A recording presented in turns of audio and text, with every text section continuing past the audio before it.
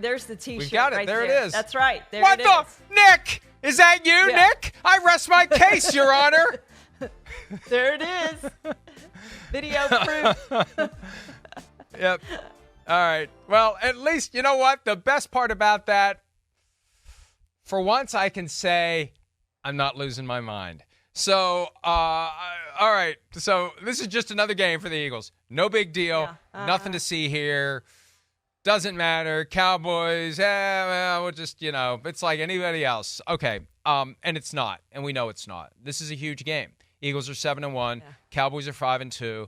Cowboys have, I think, had kind of a B-12 shot from the 49ers losing 3 in a row. That's allowed the Cowboys to think that maybe they do have a chance in the postseason once they get there, and they surely will, barring a collapse like the one we've seen from the 49ers in recent weeks. But this is a huge part of it. And the key issue for me, and this is a Jason Garrett point that he made when the Cowboys were getting ready to play the 49ers. It's a different team away from Dallas. Not because there's some great Steelers-style renegade home field advantage. That team plays better on turf than it does on grass. That defense is more explosive. It's faster. And yes, it may hurt more and be more conducive to injury, but regardless, that defense works better at home than it does when you put it on grass away from Dallas. Charean, to me, that's the difference in this game. If they're playing in Dallas, I'm all in on the Cowboys. They're playing in Philly, I'm all in on Philly. And even though Dallas is 8-3 over the last 11 games, there's been a split in 3 of the last 4 seasons.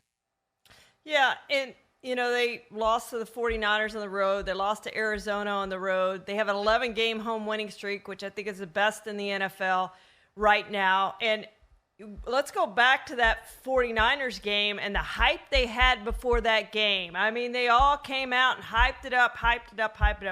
And then they go and get their tails kicked, 42-10. George Kittle raised his jersey and showed the shirt, F Dallas. Since then, 49ers 0-3, Cowboys 2-0 and playing better. So you talked about after that game, Mike, that the 49ers maybe shouldn't have said and done some of the things they did. Deebo Samuel came out and said, hey, it could be worse next time, after Michael Parsons spoke out and not liking the Kittle shirt. So here we are. The Cowboys are low-keying this game now. After calling the 49ers game a measuring stick and not measuring up, they've really low-keyed this game. Like, this is same sort of thing Sirianni said. This is one game. We're going to go in. We're prepared, et cetera, not building this game up. But we all know, Mike, this is an extremely important game. And I think it's more important for the Cowboys than it is for the Eagles, just like the last one was. And they'll get another chance to play them at home. But they need to win this game to show that they're at the level of the top teams in the NFC. They haven't done that yet. If you look at the teams that they've played, the records of the victories are not very good over the teams that they've played. I get it. The schedule is the schedule. You play who you play. But at some point, you're going to have to beat the Eagles or the 49ers if you want to go where you're going to think you can go. So this is your test. This is another test. You failed the last one. You get another chance to do it now, and I think it's a really, really important game for the Cowboys.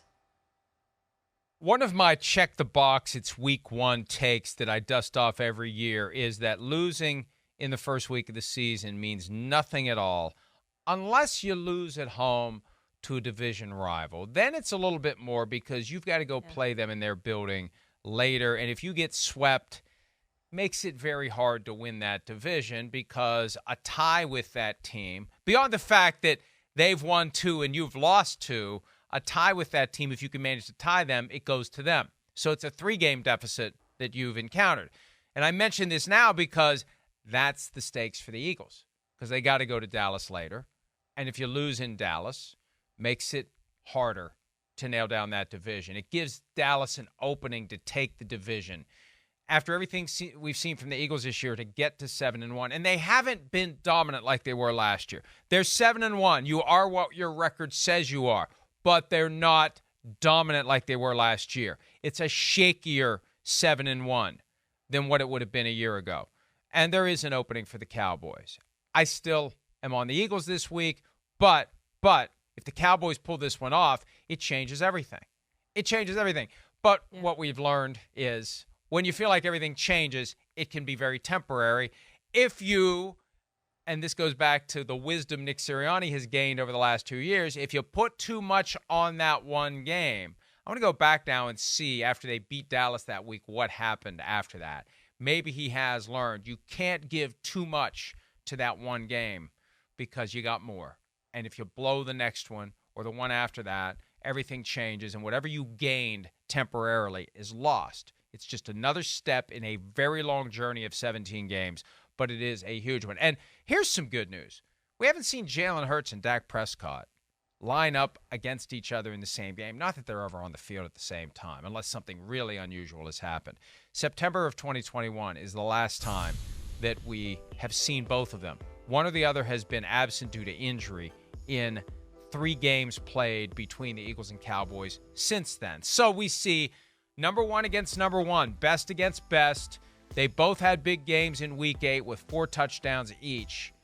We see what they can do against each other. And this is another opportunity for Dak Prescott to kind of change the minds of the doubters and the haters and all the people out there that say mean things about him and make Micah Parsons mad. Yeah, he is 8-3 against the Eagles, Mike, but you're right. Only one of those games was against Jalen Hurts. They didn't play against each other last season. One of them missed one game, and one of them missed the other game. So now here we are. I think the big thing I want to know is, can Jalen Hurts run now? We haven't seen that here lately, and I think he's going to have to use his legs a little bit against this Cowboys defense. Get outside the pocket, because I think that's where you can exploit the Cowboys, is in the running game, especially with the running quarterback. So if he's able to run, I think they have a big advantage in this game.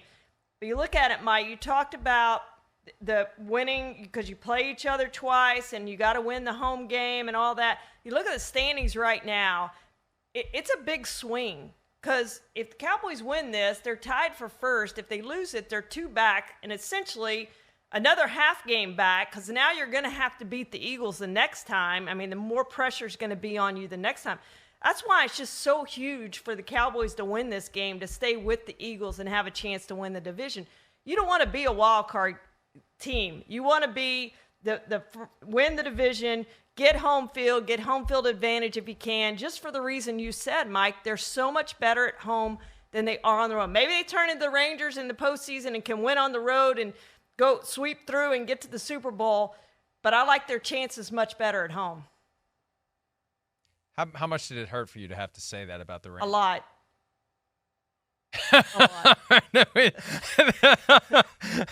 After this one, the Cowboys have interesting schedule. They've got the Giants at the Panthers and the Commanders on Thanksgiving. 3 games they should win and win handily. Then the following Thursday night, Seahawks come to Dallas. Then the following Sunday night on NBC and Peacock, the Eagles come to town. December 10, Week 14. Then the Cowboys are at the Buffalo Bills, rematch of consecutive Super Bowls back in the early 90s. Then they go to Miami on Christmas Eve at 4:25 p.m. Eastern. Then the Lions come to town. In past years, that would have been a win. This year, who knows? That is a hell of a run of 5 games. So schedule softens for 3, and then it stiffens for 5. We're going to know how about them Cowboys between Week 13 and Week 17, Charean. That's a tough stretch, Mike, for them.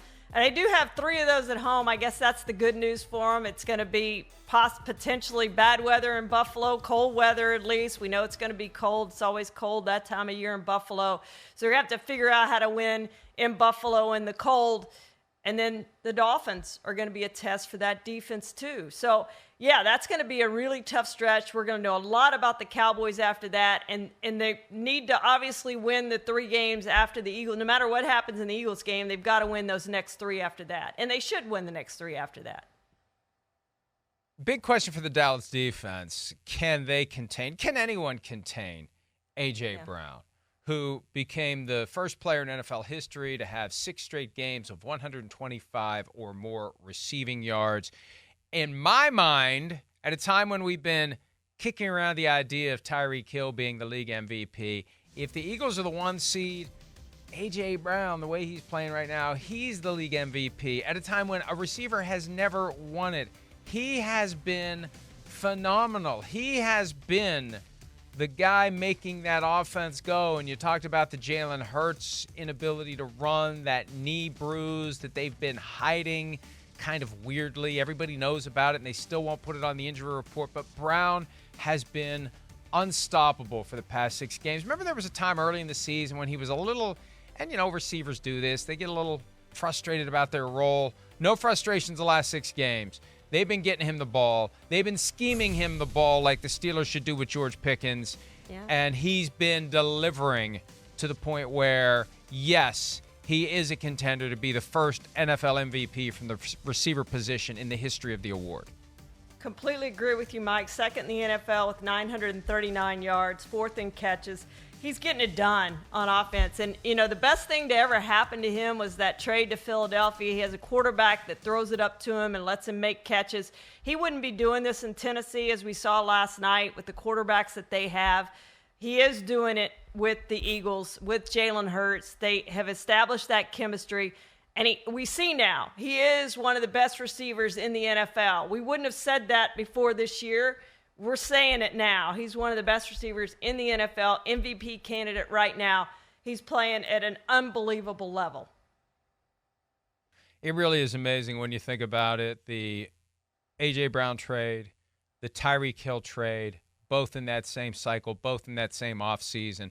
They have both paid off tremendously. And then there's Devontae Adams, who has to be thinking, yeah, I got the bad hand here. I got sent to the place where my career went to die, frankly. Although he had big numbers last year, they're not getting him the ball, and they've got no shot at the playoffs as a practical matter. But Brown and Hill, it was those 3 receivers, boom, boom, boom, in early 2022, and it's worked out very well for both the Dolphins and for the Philadelphia Eagles. Are we confident to flip it over to the Cowboys' passing attack? And given what happened last week for CeeDee Lamb, 12 catches, 158 yards, and 2 touchdowns, career-high catches and yards. Consternation about Lamb being involved in the offense as much as he needed to be to make the offense go. Jerry Jones kind of downplays it. Do we think it's turned the corner? Do we think it was just a fluke? I think we're going to find out this week, Mike. Dak Prescott played great football last week. Can he do it against the Eagles? Can he do it when it really, really matters against this is, frankly, almost like a playoff game. Whether either team wants to admit it or not, it's that big. And so we're gonna find out about Dak Prescott. We're gonna find out about that Cowboys offense. They're 5th in total offense, but they're actually 2nd in scoring because their defense and special teams are scoring so much and getting them short fields. And if they don't get those short fields and they don't get those points from their special teams and their defense, are they going to be able to consistently put drives together? 75-yard drives. Are they going to be able to do that? And I think this week we're going to find that out. I don't expect the Eagles to turn the football over much to the Cowboys. I don't expect them to give up points on special teams or on offense. In other words, the Cowboys getting those returns on special teams or defense. So I think they are going to have to drive the ball, 75, 65, 70-yard drives. And can you do that consistently? And I think that's what we're going to find out this week. We're going to learn a lot about both of these teams, and we're going to get some glimpses as to who's best suited to really start this second half stretch run in a way that propels them toward possibly getting to the Super Bowl. That is the biggest game by far of the late afternoon window, because the other ones are Colts, Panthers, and Giants, Raiders. Well, it won't take away any attention at all from Cowboys, Eagles. Hi, it's Mike Florio. Thanks for watching PFT on YouTube. Hit subscribe for the latest news and analysis from Pro Football Talk.